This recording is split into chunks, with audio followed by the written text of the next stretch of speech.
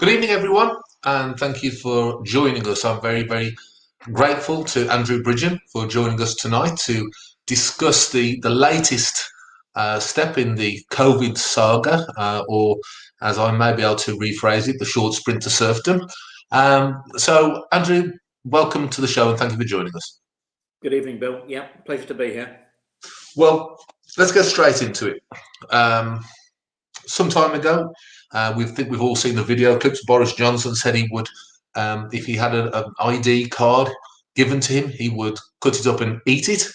Last year, Michael Gove and Mr. Zahawi said there were not going to be vaccine passports, and here we are with plans, it would appear, afoot, and people like yourself, Andrew, about to be presented perhaps with some very difficult choices in Parliament. First and foremost, how can it be, Andrew? How can we have got to this point in such a short space of time that these eminent leaders of our country have basically backtracked entirely on what they've been saying? I think Boris and the team at Number 10. Let's just put paint the picture. I mean, Parliament's not functioning. We're not actually sitting at the moment, but we haven't been functioning as a normal Parliament. Most MPs are not in Westminster. We're voting remotely. We're attending the chamber remotely. And that leaves the people in and around Number 10, being the people who've surrounded the Prime Minister for the last 12 months, the scientists, companies providing services to the government for the pandemic, PPE, track and trace and various other things, which have been necessary. But I mean, they've got the ear of Number 10, and it's not necessarily, in my view, in the interests of these people for the pandemic and the lockdown measures to end. That's clearly not in the, getting out of the lockdown, getting back to some semblance of normality as soon as possible is tremendously important to my constituents. And unfortunately, that's the way it is at the moment. And I guess the Coronavirus Act has really allowed government by diktat to a degree, and sideline Parliament. And I do recall when it was first put in, Steve Baker being extremely emotional in the House, talking about the freedoms and the democratic rights that were being given away.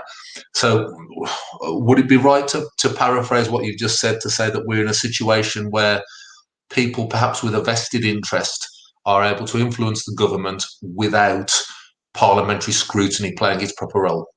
No, absolutely, that's exactly what's going on, and that situation has been created by the fact that Parliament is not functioning as normal. We're not sitting in the chamber. We're not holding the government to the scrutiny that we normally would, and that's how we can end up, I believe, in a situation like that. So it's a bit chicken and egg, though, because we want the restrictions lifted so Parliament can sit, so we can lift the restrictions. We can go around in that one all day, can't we? But I mean, I put my name to the list of 70 MPs from across the House who've got grave concerns about vaccine passports of any sort. I think it's a very dangerous path to go on as far as civil liberties are concerned. It's unprecedented. We can see the light at the end of the tunnel. I can accept that if another country decides that you need to have proof that you've had a vaccination to travel there, that's their rules. If you want to go to their country, you have to accept their rules. I've been to countries where you've had to show proof that you've had a vaccination for yellow fever, for instance. That's fine. What I can't accept, and I made clear in a piece I wrote at the weekend, was, a UK citizen having to present paperwork to show that they're entitled to go to a pub or a restaurant. For me, that is a vision of a nightmare dystopian future I don't want us to inhabit. All of these freedoms that we used to enjoy before COVID, I mean, it took centuries to achieve all those liberties and freedoms, and they can be taken away at the stroke of a pen. And I've had a bit of criticism from some people. I would say the responses after I made my position clear at the weekend was a bit of a mixed bag. Some people thanked me for standing up for freedom and liberties. Other people said, we want to get out and have this freedom, and the passports will allow us to do that. I just think these people really haven't thought through what they're giving away. And it's almost that it's sort of like saying to a guy you've locked in a cell for ages, let me put a manacle round, a ball and chain around your leg, and I'll let you out the cell. Oh, go on then. But that's not freedom. And the worrying thing about, I mean, I can almost accept it. We've been promised by the Prime Minister that we're sticking with a very, very, very slow-moving track to freedom, which means that on the 21st of June, when basically everyone will have been vaccinated, including those who are not really very vulnerable, the young people, all the restrictions will be lifted. And if they said, well, if you wanted to go to a football match next week and you could prove you'd had a vaccination, we could let all those people in earlier, and we could open up football matches now and things like that. I could more or less accept, as long as we stick to the 21st of June for absolute freedom, that might be something I could look at. But when I find out that the plans for the vaccine passport wouldn't even come in till September, which time we'll have had several months of freedom, then I really start to worry, Bill. What's going on? Yeah, and I think it's a worry that is shared by a great many people, perhaps not represented in the opinion polls or in what you might see on the general media, but I think there's a lot of people very concerned. And no, I don't think anyone, you're right, no one would be concerned particularly about having to have a vaccine passport to travel internationally. Anyone who's travelled internationally understands that you do sometimes have to do that. But when we're talking about internal transactions, so to speak, and to get into the things that we thought were our right to enter, and having to have, and let's call a spade, it's an ID card. It's not a vaccination passport, as far as I'm concerned. And maybe you might be able to put me right on this, because obviously you've been more in the know, but it would appear to me that what we're talking about here is an ID card that will have medical information on, because it'll say whether you've been vaccinated or not, but it could well click into a computerized digital system with facial recognition, which we would then have to carry around. And there wouldn't be a sunset clause, I wouldn't have thought on that. And that would have been a huge leap away from freedom. Well, there was a rumour came out of government, and I think they believe that this would be a sop to see the people who were sceptical about this round, that the vaccine passport legislation would have a sunset clause on it of a year. A year. I'm flabbergasted that anyone would think that a year would ever be a reasonable amount of time for these measures to be in, which is why I actually abstained on the extension to the COVID Act, only because I would have voted against it, but there was not really any point voting against the government, because Labour were going to vote for it, so it wasn't going to make any difference. But I couldn't vote for it because, again, why do the government need to take these draconian powers until September when we're going to have freedom on the 21st of June on the roadmap? And the conspiracy theorists have had a good year, and this will be giving them another something else to talk about. But it is deeply concerning, Bill. Well, this is the problem, you see. I mean, I spend much of my time saying to people, "Oh, come on, don't have these conspiracy theories. Like, most things that happen are down to circumstances, and governments are made up of human beings who make mistakes, and we fall into a certain scenario." Anyone who has ever tried to keep a secret between 3 or 4 people will know conspiracy theories are pretty hard to fulfill, because you can't keep a secret. However, Andrew, the truth is that at every step of the way this year, things that have been said by so-called conspiracy theories have actually come to pass.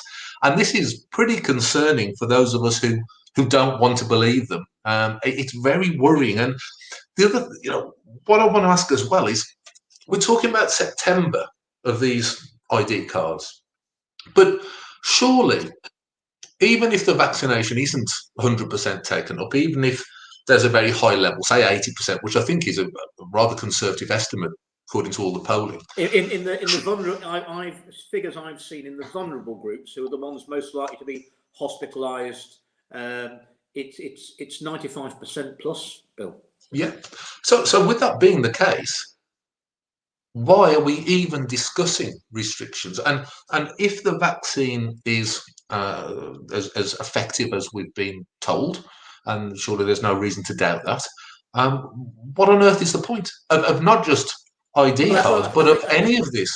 I think the infection rates plummeting and the hospitalizations, and thankfully the death rates coming right down.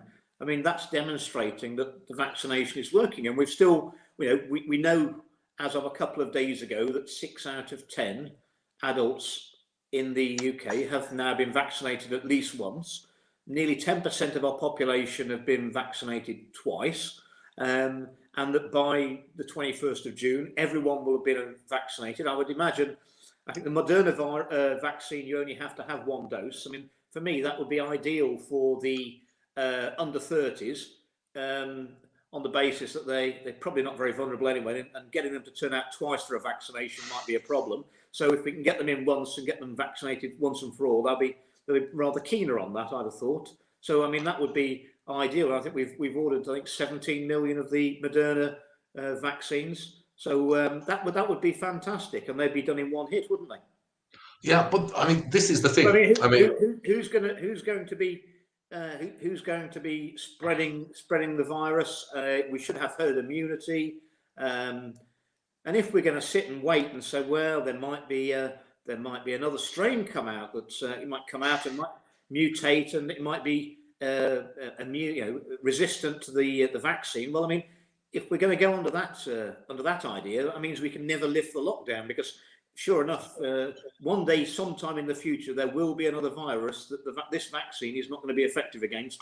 But I mean, that might not be for another 100 years. So we can't sit in lockdown waiting for that to happen. Well, that's the whole point, really, isn't it? I mean, there is a situation here whereby some of this doesn't add up with us getting out of lockdowns. For example, the furlough scheme has been extended. I think it's till September, October. It's extended till later in the year, certainly after we've been supposedly out on the roadmap. We've got the ID cards coming in at a similar time. We've allegedly, millions of us have had COVID, whether we've known it or not, because of the so-called asymptomatic spread. And I also looked at some of the symptoms today for long COVID, which I might discuss later, because it seems like it's almost anything that's ever happened to you is long COVID. All these things would suggest a massive amount of immunity, a massive degree of safety to continue, unless we have these crazy mutations, which we can't count on. So is it just these vested interests who are forcing the government's hand, or is there something that are the vaccines not so effective? I mean, why is it? Why are we in this spot? I think there's the influence from those who have a vested interest in these measures continuing, and they are centre stage during this crisis. But I also think Boris Johnson got criticised for having a more cavalier attitude to the virus at the beginning. He's had a lot of criticism for not locking down enough. Then obviously he's suffered a bad session with COVID-19 himself. Very, potentially could have died. And I think all of that, and now being promising that the release from the lockdown is a one-way street, i.e. we're not going back to a lockdown. I think it's making the Prime Minister very cautious, and we shouldn't also be immune to the fact that we've got elections, local elections, important elections that have been delayed in some cases for a year on the 6th of May, and he doesn't want any disasters in the meantime. And the easiest way of doing that is unlocking very slowly. And I think you've got all of those considerations being played into the mix. And I think one of the problems is that our competitor economies and neighbours on the continent are doing such an appallingly mismanaged job of rolling out the vaccination. It's almost like the UK, where we're in a race with our competitor economies in Europe. We're two laps ahead of them. We're lapping them. But that doesn't mean we shouldn't sprint to the finishing line. It seems like we're now very confident. We're so far ahead of everybody else in Europe that we're meandering and walking to the finish line. Whereas, and I want us to get there faster. I think one of the problems is that people in number 10, and bear in mind that they're not getting the parliamentary representation and the lobbying that they normally would, and the people in the media in London, I mean, Bill, they won't know anyone who's having a bad lockdown. They don't know someone who's on a, they don't know someone who's on a you know, a contract paid by the hour, someone who's in overcrowded housing, with lots of family there, probably with no garden. And so all the people they know in their bubble, they're having a pretty good lockdown. You know, it's been pretty good. They still get paid. You know, we work from home. In many ways, it may be preferable to the commute, but not everyone's in that situation. I'm not sure that they're being exposed to people who are in those bad situations that I've told you about, which makes lockdown pretty unbearable for a large proportion of our society. We've got major problems, as we've discussed before, with mental health, general well-being because of the lockdown measures. And as the risk of COVID itself diminishes, as the rollout of the vaccine increases, the dangers of lockdown itself, they outweigh the risks of getting COVID. Absolutely right, and this is an ongoing thing. But one of the other things I wanted to pick up on there. Almost said to the Prime Minister and to number 10, you know, we brought in the lockdown measures to beat COVID. We almost need some measures now to get over lockdown, because young people particularly are going to be, and well, people at both ends of their lives, at the beginning, where a huge portion of their life they've spent in social isolation, and people towards the end of their life have lost very valuable time, which they're not going to get. Nobody's getting any of this time back, and certainly our young people and their education, we're going to be paying a price for this in our society for a very long time in the future. And also then we've got the situation with the NHS, where we've got so many people who will have undiagnosed illnesses that normally would have been picked up, and they're not going to get that year back either. Well, this is the thing, and you mentioned about elections, because at the moment it's quite clear from the polling that you know, Boris's strategy on lockdowns and so on is pretty popular, and I can see that the Conservatives are going to get a good, probably a good set of election results this time round. But that isn't going to be the case next year or the year after, when all of the results that you're talking about here of lockdown start to show through. So this could well come back to bite them on the backside. And I want to add to that as well, before your reaction, is we're now talking about 2 tests a week being sent out to everyone to see if they've got COVID. Not only is that going to cost a fortune, but again, it keeps the fear going, doesn't it? That's going to be £1 billion a week. £1 billion a week. £1 billion a week. And if you look at the test, is not very reliable. The number of false positives, if you start doing that, it's going to be huge. There isn't going to be an economy left for Rishi Sunak to do a budget for at this rate. I wouldn't be supporting testing twice a week for the vast majority of the population. Test the people going into hospital. Test the people in the old people's homes who've been to hospital. And the fact is, Bill, as you well know, and it's not much publicised, the major source of infection of COVID throughout this pandemic has actually been the hospitals and people being discharged from hospital.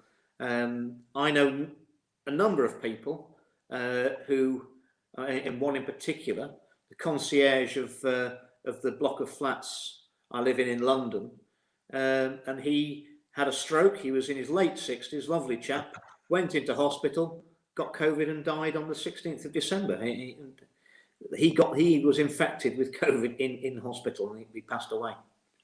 I think it's up to 40%, I think, with the figures for transmission of COVID in hospitals, which opens up a whole other range of issues as to why the whole economy is being locked down when so much transmission is in care homes and hospitals. Well, I'm not sure that there's been any evidence of transmission in pubs and restaurants. I've never ever seen this as any evidence that shows me that was a higher risk than going to Tesco's to do your shopping.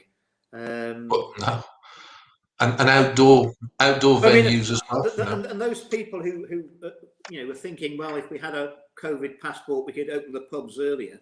I mean, have they actually thought this through? So we're going to put the hospitality industry, which is on its knees and wants to recover, under probably legislation punishable with a fine or a criminal offence of not administering some sort of system for the government where they monitor everyone who comes into their premises, making them probably criminally responsible, and then that will have to be checked. So therefore, you're going to have either police or another arm of the state, such as a council employee, dropping into the pub and coming in and saying, "Can I have your papers, please?" Well, I mean, this is like something out of 1984. You know, papieren bitte. I mean, we just don't want. I just can't imagine anything worse than while I'm having my prawn cocktail in the local restaurant, somebody coming to the table and saying, Can you show me your papers, please?" No, it's horrendous. And the thing is as well, I mean, a lot of people, I've heard the same argument as you just said. Oh, if it gets me down to the pub, I'll sign up for anything. They're not thinking further than just get that first point, to be fair. And I can understand the temptation, but there's more to it than that. Now, the thing is, though, it won't be papers, will it? It'll be a digital identity. It will, and yeah. it'll be surveillance, facial recognition. So Bill, how does this work then? So if that came in, if it came in now, what about all the people who've never been offered a vaccination yet? So they couldn't have it, so they wouldn't be able to go to the pub. What about pregnant women who aren't going to take the vaccination? So, I mean, this is fraught with we're making a nightmare for ourselves. And coming back to the point, what's the risk? When on the 21st of June, everyone's going to be vaccinated. We'll be vaccinated twice, and we're going to have herd immunity. And Whitty's already told us that we're going to have to live with coronavirus. It's going to be like the flu. It's going to come around every year. But I mean, we don't do any of this for the flu, do we? And if we get into a situation, we appear to be getting into a situation where, I think we have to accept that, death is as much a part of life as being born. It's an inevitability. But we can't have a government, or any government can promise the people that no one's going to die of COVID. And if you try and achieve that, we're in a situation where no one's allowed to live. Exactly right. And that is what is happening at the moment. But we talk about everyone being vaccinated. What about those very small minority of people who, for whatever reason, choose not to be vaccinated? Do you think there's a step along this path whereby compulsory vaccination comes in? I know it's already been suggested for care home staff. Do you think that might be on the cards? Well, we should never have compulsory vaccination. There's no way a government should be able to enforce you to put something inside your body. That can't ever happen. It could be that the rules will say, if you want to work in these professions because of the high risk of transfer, you would have to have the vaccination. And if you don't want to do that, you need to get another job, because this is where we are. I can more or less accept that as a concept, but I could never accept that the government would have the right to pull you in off the street and stick a syringe in your arm and say, "There you go, you've had your vaccination." This was more like North Korea than the UK. And if you're not careful with the vaccination passports, if they come in, you're creating a two-tier society. And since I believe that vaccination should be voluntary, and I was vaccinated on Friday with Astrazeneca, no problems at all, and I encourage everyone to go and get vaccinated. But I wouldn't force anyone to be vaccinated against their will. And there are some people who've got medical conditions which would be unsuitable if they've got major allergies and reactions. And of course, we don't know what the effect is on pregnant women yet. That's still under test, so they can't be vaccinated at the moment. So no, and we know that in the black and ethnic minority population in the UK, they are more vaccine hesitant. How would creating this two-tier society, it's going to isolate those people even more from mainstream society. And I want us all to be inclusive and get them on board. I don't want to push them further away. And I think it'll be a really divisive thing to do. And I think it'll be counterproductive, because it's almost coercing people into having the vaccine. And if the government seem to be coercing people, then there might be something wrong with it. In which case, why are they having to force us to take it? And I think that's completely counterproductive. Well, I must admit that is what has crossed my mind from time to time when I see this high level of coercion that appears to be on the cards. Having worked in sales in a previous life, it was always a case that if you have to sort of force something onto someone or you're giving it for free, they're very nervous about it. Whereas if you make them want it and you say, this is, well, it's here if you want it, they're going to come. The vaccine hesitance is down to 6%. It's actually halved again in the last few weeks. So it's now. But what we see is when you get that wrong and send the mixed message out, like in France, it's 60% vaccine hesitancy. I mean, how are they going to get to herd immunity if they've got? Well, the only way is they're going to have round and round of infection, aren't they? Yeah, well, one of the things that came up though when we were talking about getting people vaccinated, one of the things that came up by Whitty in the press conference, the last one that Boris did with. He's not got the right name. He's not really witty, is he? No. I think he's more. He's not a barrel of laughs, is he? No, well, we'll see him and Valance. They remind me more of Burke and Hare, to be honest. But one of the things that he said was that there was a reticence about the vaccine for children because he wasn't sure it was safe enough for children. Now, that in itself raises questions, doesn't it? Well, that makes it. Why would you say that? I mean, that. No, I don't. Well, apparently they're doing some trials on it now. I'll wait and see the science, but I'm not sure it's going to be necessary because they don't really show any symptoms anyway. So why we need to give it to them? They're under almost no risk whatsoever. Well, those are the things that if you're not going to go to hospital and you're not going to therefore be at serious risk of it, it's like for a lot of people and healthy young people certainly it's nothing more than a cold. Why do we need to do all this for a cold if that's all it is? Exactly. And let me channel my inner conspiracy theorist to you and say, why then when there's this people under the age of 40 who are okay and haven't got under serious conditions, there's virtually no risk. It is like getting a cold or the flu. So why the big drive to vaccinate everyone? Is it just to be thorough, or is it because someone's making some money from the process? I mean, what possible reason to get the whole of us involved in this when a vast number of us have got nothing whatsoever to worry about? I think there's a lot of areas where a lot of people are making a lot of money have made a lot of money out of COVID. I think there are areas of genuine business who've made a lot of money out of COVID. I mean, the online retailers have made a fortune out of COVID. They don't want this to end because basically, by government diktat, we shut down all their physical competitors. So if you want to buy clothes, mostly you're going to have to buy it online. Amazon are doing tremendously well. The supermarkets, especially the ones that sell everything, because they're selling things which specialist shops who sell those things can't sell them. I mean, we have distorted the marketplace. So there are a lot of people who are making a lot of money out of the situation. And the question is, none of those actually want this situation to change, do they? Well, no, I believe there's some figures out there for the wealthiest people in the world having got significantly wealthier over the last year. One of the businesses... Lockdowns and things like that, it always hits the most vulnerable and the poorest the hardest. Absolutely. They're the ones that suffer. The people who aren't salaried and the people who can't work from home comfortably. Well, one of the businesses who ventured into this is the Pimlico Plumbers, with the guy Charlie, who's the owner, is often on TV. They used to roll him out to try and talk us out of Brexit, and he was very successful at that. I remember. Yeah, well, he's Charlie. Yeah, well, he is. But one of the things he said is he's looking at a policy of no jab, no job. Now, I wonder whether that's legal. Well, that's a matter of that will have to be tested in the law. That's between employee and employer, and also the law. So,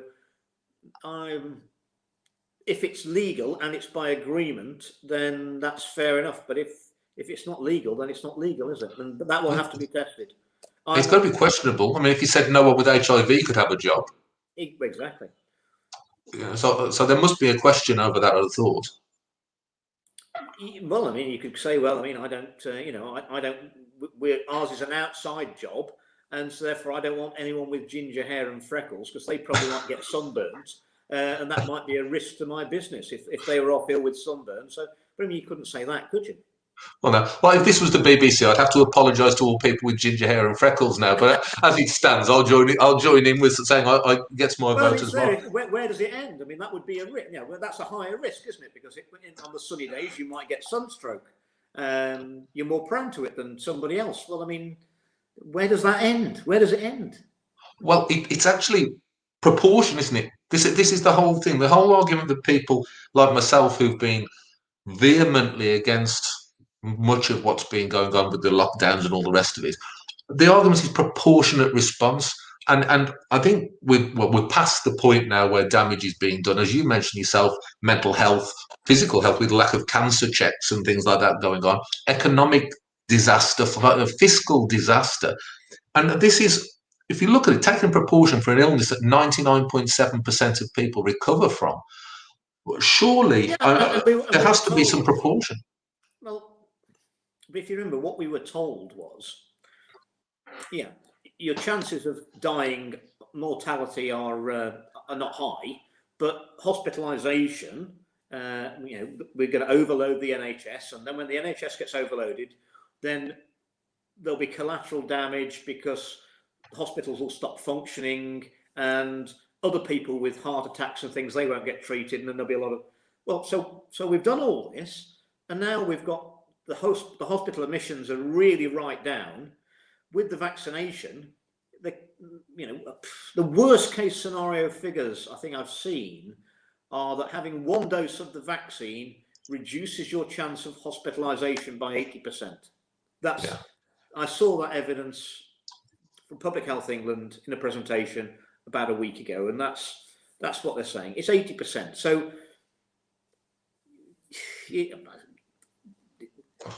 when we've all had two jabs, it'll be even higher than that.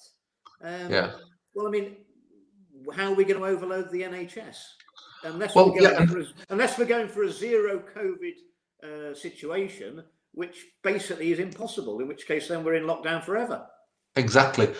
And one of the things is, I mean, if we're so concerned about the NHS being overwhelmed and there's potential for the other viruses or mutations and so on, surely this £1 billion a day on tests, which many of which billion pounds a week, I heard. A week, rather. I speculate that many of these tests might go into a landfill, but those tests, surely the money would be better spent on training and recruiting nursing staff from the legion of unemployed created through these lockdowns, whereby we could have a medium to long-term solution where we don't have to worry so much about being overwhelmed. Yes, and what we need to do is take sensible precautions. We know, I mean, I think I said to you before, you know, I'm very suspect that because we've all been in lockdown, we've not kept our immunity up because we've not been meeting people. So our own personal immunity to disease is going to be reduced, that we could have really bad flu. It could be a real bad flu winter, in which case then we could have tens of thousands of people being hospitalized for that. So I think we need to spend some money now and make sure we've got a really effective flu vaccine and we need more people than normal to take it up, because I think we're going to be really vulnerable. But what's also clear with the NHS is we haven't got enough critical care beds, especially in the winter. And to make sure we've got that capacity so we can cope whatever happens without locking down the economy again, that investment needs to be made now. That needs to be authorised now and made so that we've got more resilience in our system. I mean, you know, people knock the Germans, but they've got more critical care beds about twice as many as we've got per 100,000 of population. And, you know, they're not completely wrong, are they? We need a bit more capacity in those critical care beds. Of course, they have a very different system of paying for it as well, though, and they get far better outcomes than us. But I won't lure you down that route because I know it's not wise to discuss that as a politician. I've learned that to my own expense for many years. These are all things that need to be actioned now, so that we've got our resilience ready for this winter.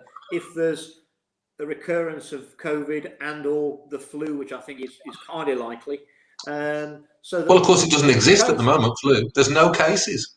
Well, apparently not. I've heard that as well. That's rubbish, isn't it? But but when we get back to the winter, we've got to avoid having to go back. The knee-jerk reaction can't to be locked down the economy again. I also think we need more mental health services because, I looked at the other week. I looked at Mind at their website, and there are some talking about one in 3 children may well now currently be exhibiting mental health problems that need therapy. I mean, that is a huge impact. It's catastrophic. People aren't taking this into account when they start thinking about the cost of COVID, but it's a huge cost. Well, mental health issues in childhood can develop into far more serious ones as they grow older. And you're right, this isn't being thought about at all. There might have been some desultory sums in the budget for it, but not for the scale of the catastrophe that has been caused over the last year. And I really think, critical care beds, absolutely, but mental health, my goodness me, it's massive, and it's not just mine. The information's there, and yet the government, perhaps they've not got the sort of the lobbyists around them from the mental health sector to tell them. But I don't know why they're ignoring it. It seems odd. Yeah, well, I mean, these are all the costs we're going to have to bear. As I said to you earlier, I've told Number 10 we need a recovery plan to get over the lockdown, not to get over COVID if we're not careful, because this is going to scar a generation. We've discussed a lot of what's going on, and I think we both agreed that one of the root problems of that is lack of parliamentary scrutiny, and that there are too many of, shall we say, the wrong voices around the leadership at the moment. Is there a way? I'm not saying they're wrong, but what they are is they're partisan. They've got a vested interest. Okay.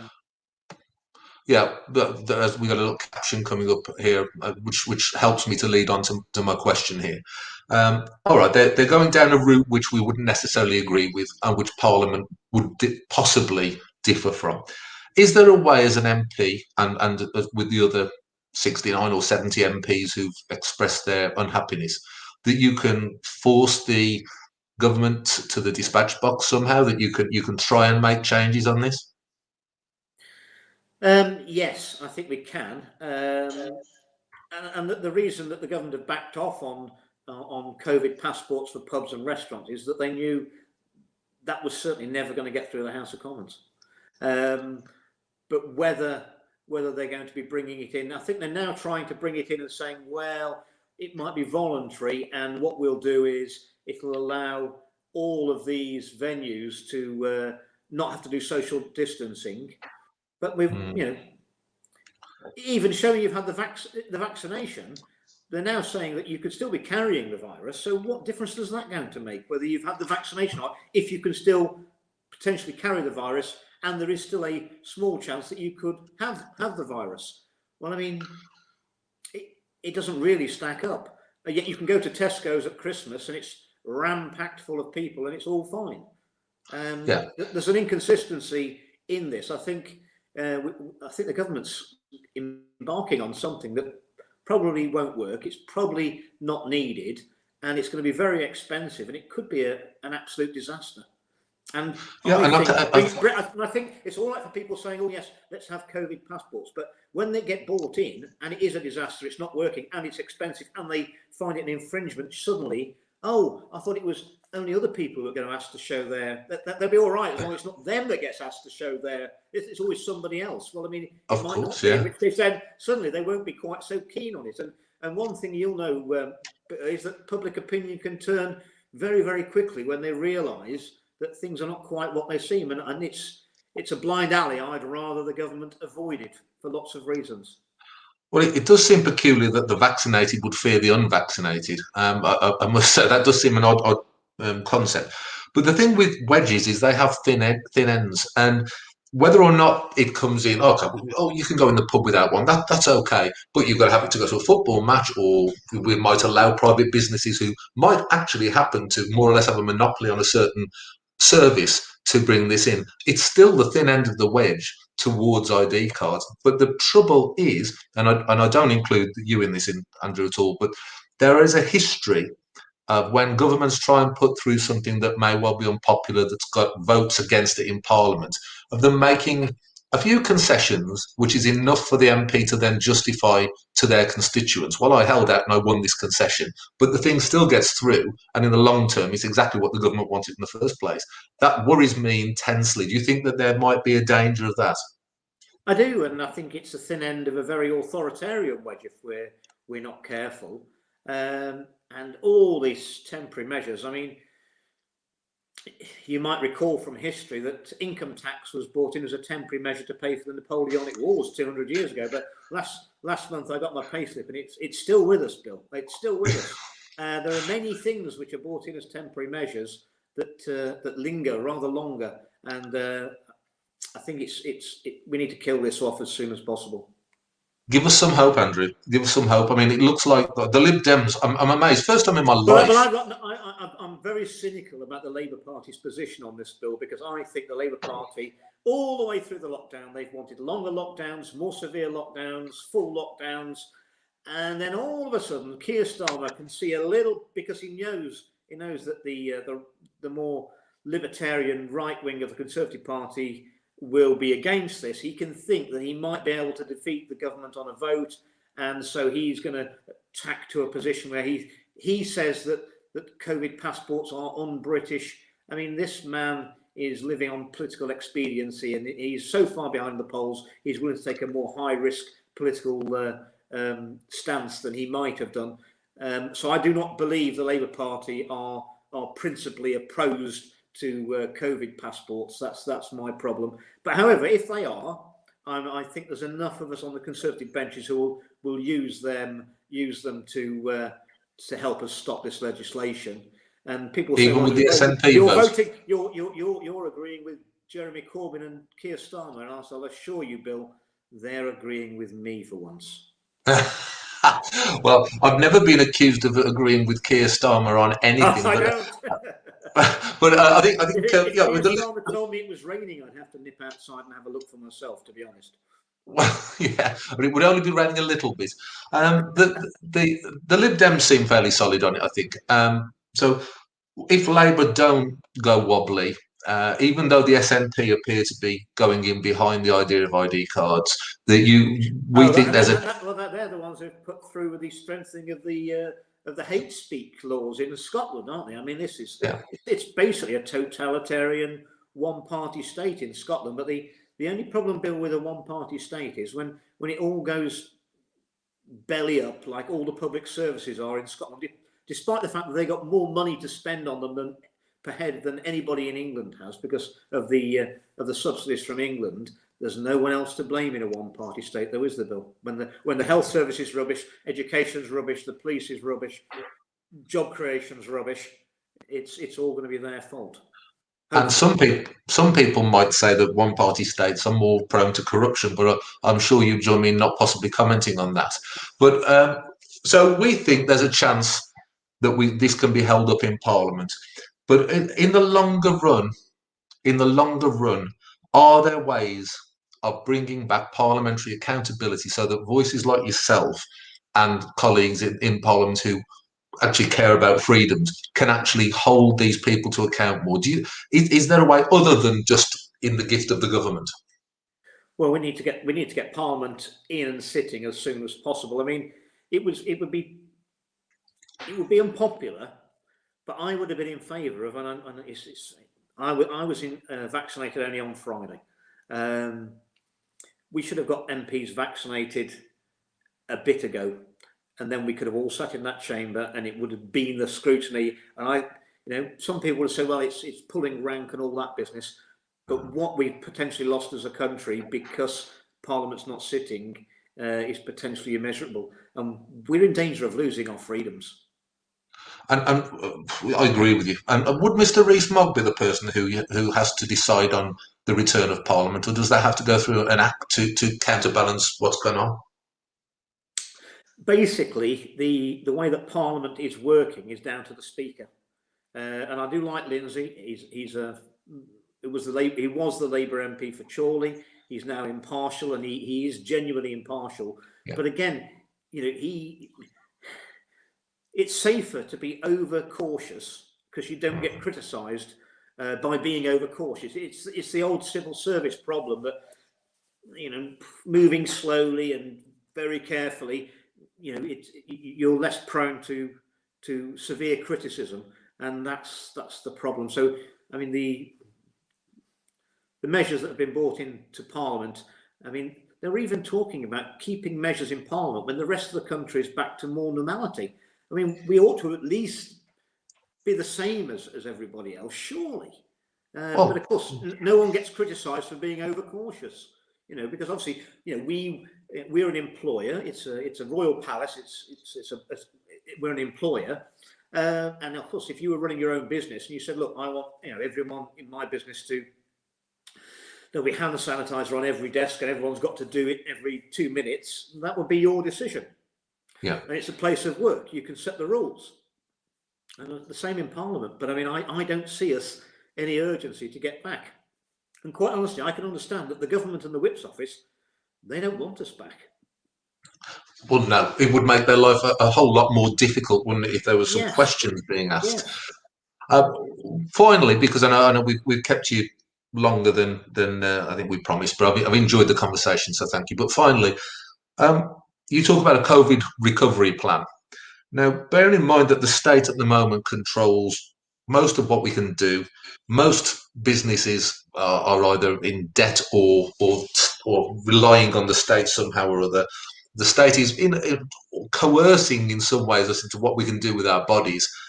I'm hoping that this COVID recovery plan, and there's enough people like-minded to yourself, will be a return to more free market capitalist, proper liberal United Kingdom, and freeing ourselves from this grind towards almost a communist state. Would you concur with my view on that? Absolutely. We didn't campaign so hard for Brexit to break away from the sclerotic, undemocratic rules of the European Union, to then lose out to our own government putting in, you know, draconian measures in the long term because of a virus which will come round again sometime in the future. Every probability is a certainty with infinite time, so everything will happen again sooner or later. We can't live our lives under that shadow all the time, and it's gone on long enough that people have got a bit blinkered into how things are. I think once we can get back to normality, people will look back on what's happened and realise how it has actually affected their thinking, that they could even think that having COVID passports and being asked to show your papers in the street was acceptable. It wouldn't have been acceptable 2 years ago if someone had suggested it. How can it be acceptable now? It can't be. And just when you do speak to Boris next, please tell him to stop saying "Build Back Better," because that is absolutely giving the creeps to those of us who see leaders all around the world saying the same thing. We'd rather he didn't say that. There's all sorts of other ways of saying it, isn't there? But don't say "Build Back Better," because I'm hoping it's just a catchphrase. You see, here I am again, hoping for the best and hoping that all these people who say it's a concerted thing are wrong. So please do pass on the concern. It'll help me not be a conspiracy theorist, and I'm desperately trying to cure myself of that ailment. Okay. All right. Right, thank you, Andrew. It's been a real pleasure. Thoroughly enjoyed the conversation. Thanks for joining us. Thank you to everyone who's watched and taken part. Thank you for your comments that came across the screen. I did take note of them and tried to add them into the questions. And if you've enjoyed this, please share it around and tell your friends, and make sure they click and subscribe to the channel. Thanks, everyone, and good night. Cheers.